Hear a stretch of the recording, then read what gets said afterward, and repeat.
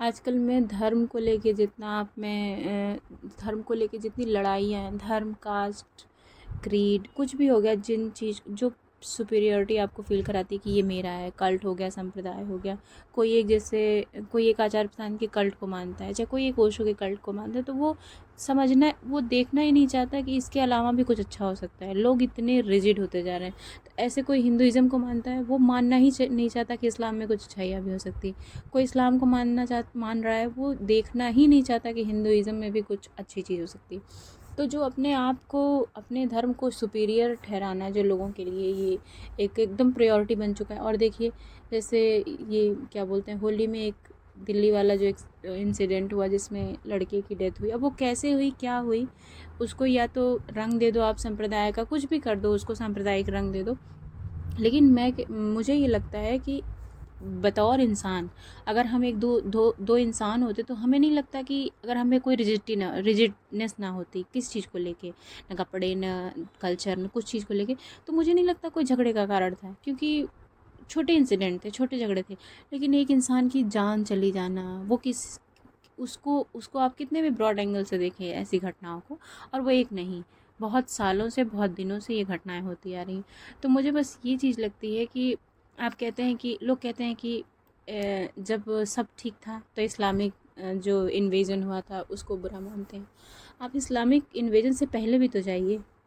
अगर आप इन्वेजन पे ही जाना चाहते हैं, किसी के बर्बरता को ही आप देखना चाहते हैं, तो और पीछे जाइए फिर, और फिर देखेंगे तो आप नहीं देख पाएंगे। क्योंकि जब हुडों ने और शक हुड, जब इन लोगों ने आक्रमण किया, तब इनकी बर्बरता क्या आपने देखी? और इनकी बर्बरता ऐसी थी कि आप सुन नहीं सकते। हम और आप अगर थोड़े भी आप संवेदनशील लोग हैं तो आप सोचेंगे कि हम इतने बड़े जानवर थे। इंसान कहता है कि हमने बहुत विकास कर लिया, हम नियंडर हमने हमको कोई भी ज़रूरत नहीं है, हम नियंडरथल से और अपने आप को यहाँ तक देखें। आप बस मैक्सिमम 1000, 1500 मैक्सिमम 1500 2000 ईस्वी पहले जाइए, साल पहले जाइए, तब आपको पता चलेगा कि आप कितने क्रूर, आक्रमणकारी, कबीले, बर्बर लोगों के साथ आपकी सभ्यता का विकास हुआ है। फिर आप कभी भी किसी इस्लामिक, किसी भी ट्राइबल से आप घृणा नहीं कर पाएंगे, क्योंकि इससे भी बुरे ट्राइब्स, इससे भी बुरे लोग, इससे भी बुरे कम्युनिटी, न कि वो ट्राइब्स नहीं, ट्राइब्स तो एक हो गया, हमने दे दिया कि वो एक कबीलाई समाज जब था। आप कितने बार कबीले को नहीं देखा होगा जब आपने अगर कोई इतिहास नहीं जानता है तो इसलिए मैं कहती हूँ, हूण हूण तो एकदम फेमस थे बर्बरता में। कोई उनको कहे कि बहुत साहसी थे, तो भाई इतना साहस दिखाने की क्या ज़रूरत है कि आप कच्चा मांस खा जाइए? आप मनुष्य हैं, अगर आपने विकास कर लिया है। लेकिन उस टाइम के लोगों को बस यही लूटना था, संसाधन इकट्ठा करना था। आज हम थोड़ा सा वैसे हो गए हैं कि नहीं, ठीक है, हम कुछ लोगों ने आज भी बर्बरता नहीं है, लेकिन जो सहेज के रखना चाहता है कि मैं 400 करोड़ की संपत्ति यहाँ रख लूँ, मुझे नहीं, मुझे सब कुछ बचा के रखना है अपनी अगली 7 पीढ़ी के लिए, वो क्या है? वो वही हूड़ के ट्रेडिशन को फॉलो करने वाले लोग हैं, क्योंकि उन्होंने यही रखा, यहाँ लूटो, यहाँ का मांस ले चलो, खाओ रास्ते भर, इसको संजो के रखो, 4 दिन मांस खाओ, 10 दिन मांस खाओ, क्योंकि हमारे पास खेत तो है नहीं, हम खाना बदोश लोग हैं। तो आजकल लोग खाना बदोश तो नहीं रह गए, बिल्डिंग्स बनवा ली, सब कुछ कर लिया, लेकिन हायरार्की प्रॉब्लम, जो मानसिक जो विन्यास होता है, वो वही है कि नहीं, हम संरक्षण करके रखेंगे, होता है ना कि हम सब कुछ बचा के रखें, ये हमारा है, हमारा है, हमारा है, हमारा की जो एक वो लगी है इंसान। जब मुझे लगता है कि आप इस्लाम को बर्बर कहते हैं, तो आप इस्लाम से पहले हूड़ पे एक बार ज़रूर जाइए और हूड़ों का इतिहास पढ़िए। मिहिर कुल, उसका सबसे क्रूर शासक मिहिर कुल था। उसके 4 हूड़ के 4 डायमेंशन थे। हूड़ों ने 4 दिशाओं में अपना वो फैलाया था, अपने छोटे छोटे कबीलों को आक्रमण करने के लिए।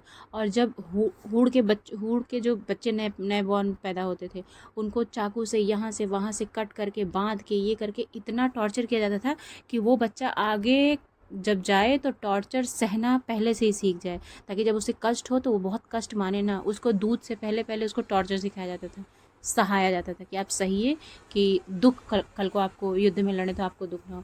और उनके डिज़ाइन, उनके बाल, उनके कट, उनके वैसे रखे जाते थे कि आप डरावने लगे। तो सोचिए, क्या हम ये मनुष्य थे? अभी 1000-2000 साल पहले की बात है। और वही हूड़ हमारे यहाँ आक्रमण भी किए, बाद में कुछ 500-600 साल बाद वो राजाओं के उसमें वो भी हो गए, इन्वॉल्व भी हो गए, राजाओं के शासन में आ गए, धीरे धीरे उनके प्रशासन में आ गए, धीरे धीरे उनको एक सामाजिक स्वीकार्यता मिल गई।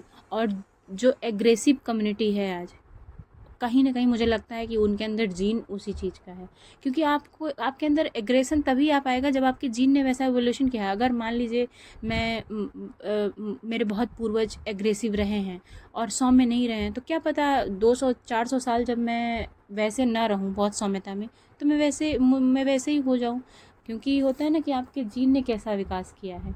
हाँ, अगर आप सुधारना चाहते हैं अपने जीन को, तो आगे से आप कम से कम पोलाइट रहना, सौम्य रहना, पढ़े लिखे रहना, पढ़ना लिखना, मतलब दूसरी दुनिया में आप धीरे धीरे जाएंगे तो हो सकता है आपकी 5वीं 10वीं पीढ़ियाँ क्या पता सुधर के निकले।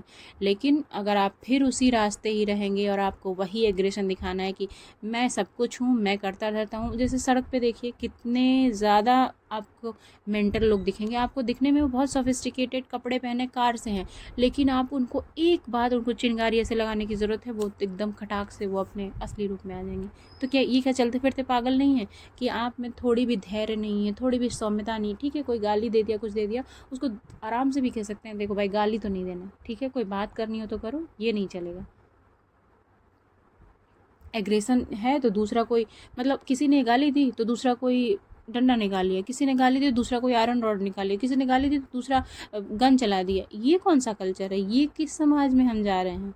और आजकल बेसिकली इंडियन सोसाइटी में तो ये एक्सट्रीम लेवल पे, नॉर्दर्न में बेसिकली, साउथ में तो ये नहीं है, साउथ में तो उतना नहीं है, लेकिन नॉर्थ में तो ये एकदम एक्सट्रीम पे है कि हम भाई हैं, हम बाहुबली हैं, हम ये हैं, हम नेता हैं, हम इस संघ के सदस्य हैं, हम इस कम्युनिटी के सदस्य हैं। और वो आपको, आपके घर को, आपके संस्कार को वो कहीं नहीं ले जा रही है। एक पीढ़ी बाद मुझे लगता है कि वैसे लोग जो फॉलो कर रहे हैं कि हम इस कास्ट क्रीड कम्युनिटी के हैं, एक पीढ़ी के बाद उनको, उनके पास कुछ नहीं रह जाएगा ये बार्बरिज्म के अलावा। आपके हाथ में सिर्फ बंदूकें ये और डंडे लाठी यही रहेंगे, और आपके घर के लोग मरते जाएंगे। उसमें किसका नुकसान हो रहा है? आपका हो रहा है। लेकिन लोगों को ये कौन समझाए? नेता समझा नहीं सकते, देश के और कोई नेता, शिक्षक, ब्यूरोक्रेसी, यही कुछ लोग हैं जो समझाने वाले हैं। और इनमें से हमको नहीं लगता किसी ने अपना रोल ठीक से निभाने का वादा किया है किसी से। सबके तो अलग अलग वादे हैं, ये कौन समझाए? समाज, इसीलिए समाज आज डिस्ट्रक्टिव है तो सिर्फ एक व्यक्ति की वजह से नहीं, एक नेता की वजह से नहीं, एक पुलिस वाले की वजह से नहीं है। समाज डिस्ट्रक्टिव है तो आपके अपने घरों में पहले झांकिए। जब आप सुबह चाय पी रहे हैं और सुबह से रात को जब सो रहे हैं, तो देखिए कि आपके अपने घर में कितने डिस्क्रिमिनेशन है। कभी आप देख नहीं सकते आपके माओं के साथ, बहनों के साथ, छोटे भाइयों के साथ, किसी के साथ भी जितनी चीज़ें हैं, अगर आपको स्पष्ट दिखती हैं, तो फिर आप बाहर आपको कुछ बोलने की ज़रूरत ही नहीं है। बाहर आप सब कुछ ठीक कर लेंगे अगर आप घर में ठीक से देखते हैं। जो घर में ठीक से नहीं देखते, उनको बाहर कुछ बातें समझ में नहीं आती, उनको कुछ भी समझाओ नहीं समझ में आएगा। ये क्या गलत है? ये क्यों गलत हो गया? क्योंकि आपने कभी उसको समझा ही नहीं गलत। इस बात का ज्ञान होना कि क्या सही क्या गलत। और मैं यही कहती हूँ कि जो इस्लामिक चीज़ों को बहुत वो समझते हैं, मेरा किसी धर्म के प्रति ये नहीं है, लेकिन मैं बोल रही हूँ कि अगर आपको जाना है किसी भी खिलजी, किसी भी इल्तुतमिश, किसी भी हिस्टोरिकल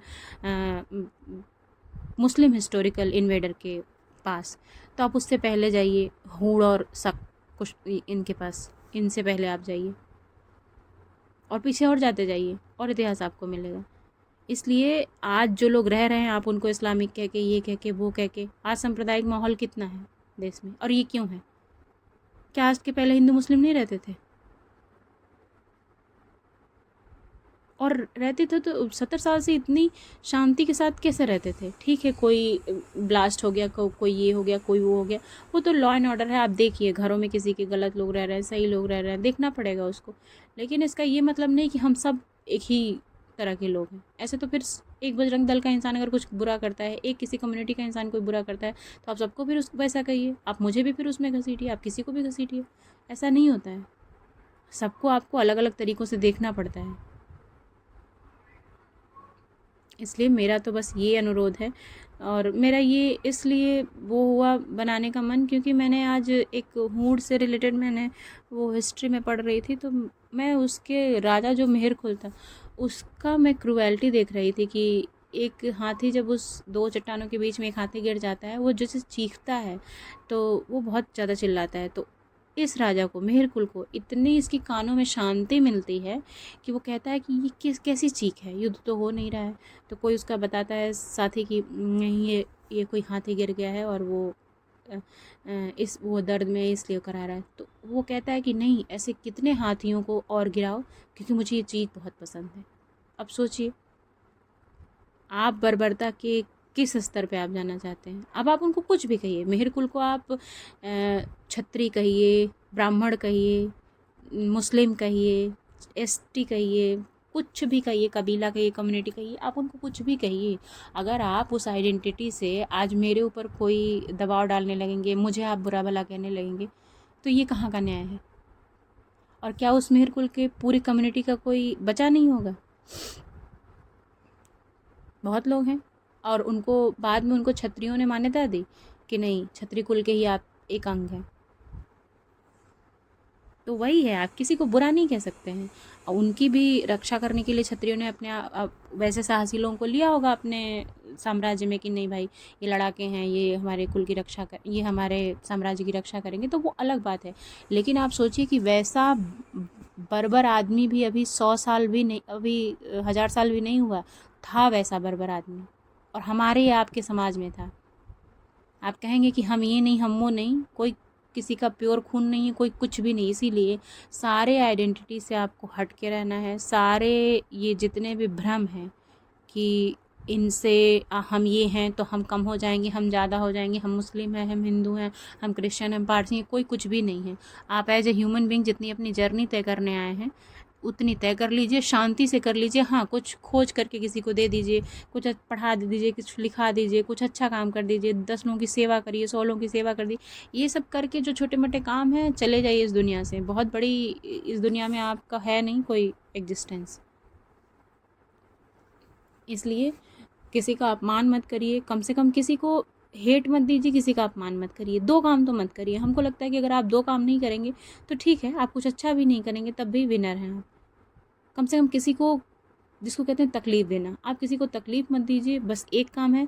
और किसी का आप सम्मान मत छीनिए, कोई कैसा भी हो, कोई सम्मानीय हो नहीं हो, आप मत छीनिए अपने तरीके से। उसको नहीं मिलना होगा सम्मान, नहीं मिलेगा, लेकिन आपके हाथ में नहीं है वो किसी को डिसरिस्पेक्ट करना और किसी का वो करना। बस मेरा यही कहना है कि कभी भी आप किसी धर्म के प्रति जब जब आपको घृणा महसूस हो, तो आप और सारे जगहों से पढ़ें और देखें कि उसके आसपास भी कई धर्म थे, कई धर्म हैं, आगे भी कहीं आएंगे, और हमें एक जगह कहीं स्टिक होके ये नहीं करना।